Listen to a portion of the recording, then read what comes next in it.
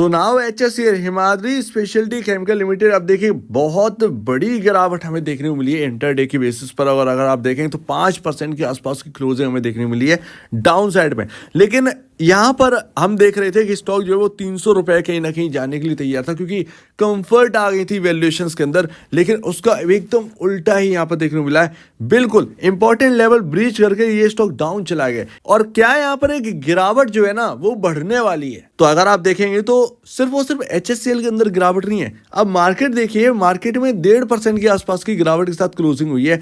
लेकिन अगर आप देखें आपका स्टॉक आता है मिड कैप के अंदर, मिड कैप के अंदर अगर आप देखोगे तो 3% की गिरावट है, 3% की गिरावट है। और मिड कैप की स्टॉक ना लोअर सर्किट तक पर बंद हुए हैं, इतना बुरा हाल है। स्मॉल कैप को तो आप छोड़ ही दीजिए, स्मॉल कैप का तो और भी ज़्यादा बुरा हाल है। तो इतनी भारी गिरावट हुई है एंटायर मार्केट, एंटायर सेक्टर के अंदर, केमिकल सेक्टर के अंदर बहुत बड़ी यहाँ पर जो है गिरावट हुई है, बहुत बड़ी गिरावट है। स्टॉक से यहाँ पर अगर आप देखें 2 से 5-7% के आसपास तक यहाँ पर जो है ना करेक्ट होते हुए नजर आए हैं। और कल हुआ है बहुत ही ब्रेकडाउन, एक बड़ा ब्रेकडाउन। और यहाँ पर जो एक ट्रेंड लाइन चलती आ रही थी वेडनेसडे के दिन, यहाँ पर जो है ना कल के दिन यहाँ पर इस ट्रेंड लाइन के ऊपर आना बहुत ज़रूरी है, बहुत ज़रूरी है।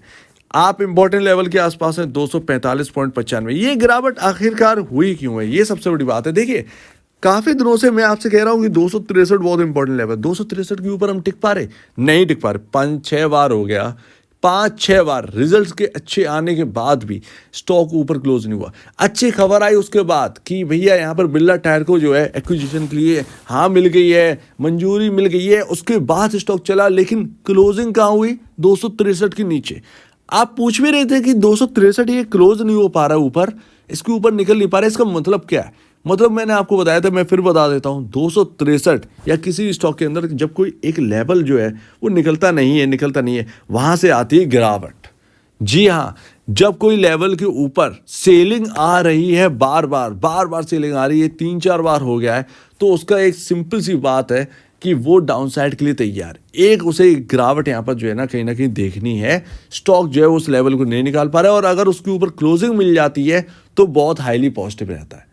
इंपॉर्टेंट लेवल के ऊपर क्लोजिंग मिल जाती है, वो यहाँ पर हम लोग की क्लोजिंग नहीं मिली। स्टॉक वहीं पर था, 263 के आसपास था। मार्केट का हाल बिगड़ा, दोनों एक साथ मिल गए और भैया यहाँ पर जो है 5% का गोता लगा दिया स्टॉक ने।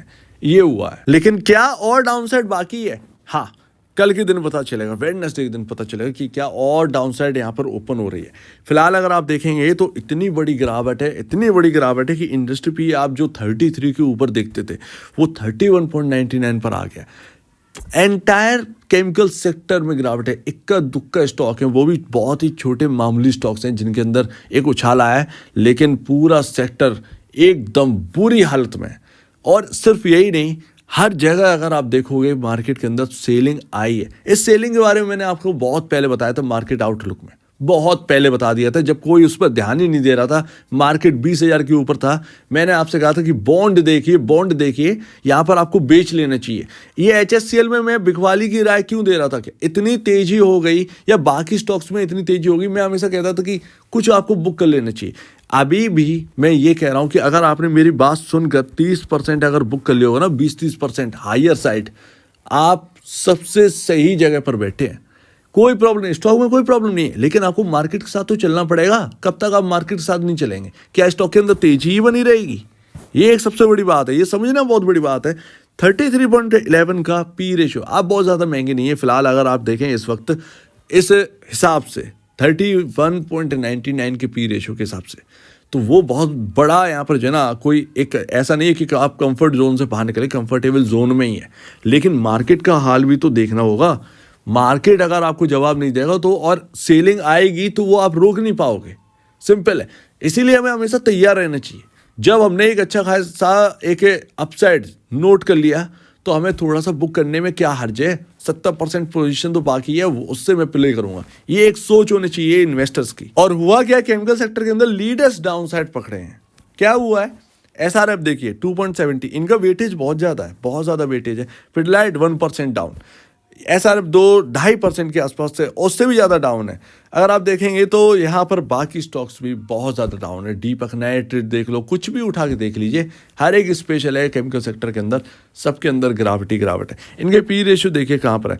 SRF लिमिटेड 33.66 का पी रेशियो है, जो कि ये भी अगर आपको देखने को मिल रहा होगा कि ये भी इंडस्ट्री पी से ऊपर, तो इंडस्ट्री पी से ऊपर होना है इतना, कोई यहाँ पर जो है ना कोई बुराई वाली बात नहीं है। सभी के अगर आप देख लें, मैं ऑलरेडी आपको बता चुका हूँ 25 के ऊपर ही यहाँ पर पी रेशियो देखने को मिला है हर केमिकल स्टॉक्स का, ठीक है। वो एक अलग बात है कि यहाँ पर जो है ना मार्केट की वजह से उनके पी रेशियोज डाउन आ गए, लेकिन एंटायर केमिकल सेक्टर के अंदर अगर आप देखोगे तो 25 के आसपास के पी रेशियो देखने को मिलते हैं। 25 से ऊपर के पी रेशियो ज़्यादातर देखने को मिलते, इक्का दुक्का होंगे जो 25 से 30 के बीच में होंगी, बाकी सब 30 के ऊपर ही होते हैं।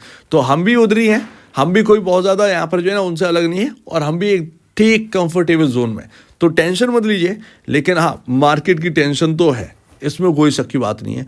इसमें सबसे बेहतर स्ट्रेटजी यही है कि अच्छी खासी अगर हमने तेजी देख ली, पैसा बन गया है भैया, 30% बुक कर लो बस। स्टॉक कहाँ जा रहा, किधर जा रहा, छोड़ दो, मार्केट के हिसाब से चलने दो। मैंने 30% अपना पैसा जेब में रख लिया है। जब मुझे निचले लेवल मिलेंगे, जितना भी मिले, अगर मुझे खरीदना है, मैं वहाँ पर जो है ना बचा हुआ 30% जो मैंने निकाला था, चुपचाप से वहाँ लगा दूंगा। एवरेज हो जाएंगे मेरे स्टॉक, बढ़ जाएंगे। गिरावट कितनी होगी, गिरावट बहुत ज़्यादा थोड़ी गिरावट हो जाएगी, तो ये एक यहाँ पर रहना चाहिए।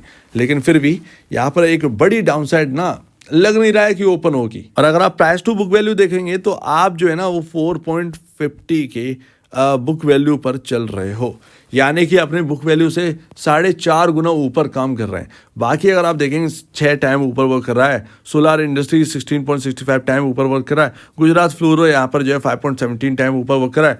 तो इस तरीके से ऊपर वर्क कर रहे हैं आप। फिर भी इसी वजह से मैं कह रहा हूँ कि कंफर्टेबल जोन में है HFCL, लेकिन स्ट्रेटजी अपने पास होना ही चाहिए होती है। एंड लास्ट, अब आप ध्यान रखिएगा 245 के लेवल यहाँ पर जो है ना आ ही गए। अगर यहाँ पर ये सुधरा नहीं, ऑलरेडी आपको पता ही है 245 जो है ना कैच करने में काफ़ी टाइम लग गया, ठीक है। अगर ये 245 यहाँ पर टूटता है, कहीं ना कहीं यहाँ पर डाउन साइड ओपन हो जाएगी, वो यहाँ पर रहेगी आपकी 223 तक की। जी हाँ, अगर ये लेवल टूटे, लेकिन ऐसा नहीं है कि ये 223 तक ही चला जाएगा, बीच में सपोर्ट लेगा, ठीक है। 245 से 223 के बीच में कहीं सपोर्ट लेने की संभावना बनेगी इसकी। अब वो कौन सा लेवल होगा वो देखा जाएगा, ठीक है ना। तो ये यहाँ पर ना ये तब होगा जब ये 245 का लेवल टूटेगा। ट्रेंड लाइन तो गई, ये आप भूल जाइए, ट्रेंड लाइन जो चल रही थी लगातार वो टूट गई एक झटके में, ठीक है। और अगर कल के दिन और गिरावट आई और क्लोजिंग हो गई ट्रेंड लाइन से नीचे और 245 से भी नीचे, तो ये एक अच्छा सिग्नल नहीं है इस स्टॉक के अंदर।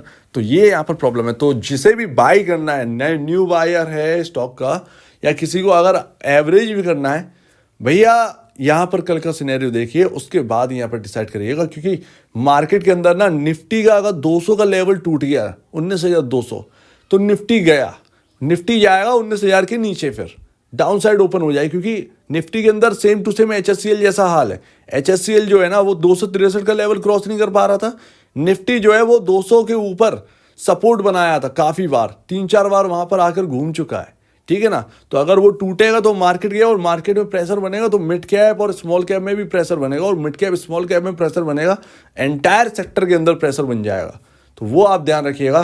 तो कहीं ना कहीं कुछ कहा नहीं जा सकता, सिंपल सी बात है, कुछ कहा नहीं जा सकता, लेकिन डाउन साइड जो है ना वो कहीं ना कहीं देखने को मिल जाएगी। सो उम्मीद है आप इस बात को समझे। आपका क्या कहना है इसके ऊपर कमेंट सिस्टम के, और अब वीडियो देखने के लिए बहुत धन्यवाद दोस्तों।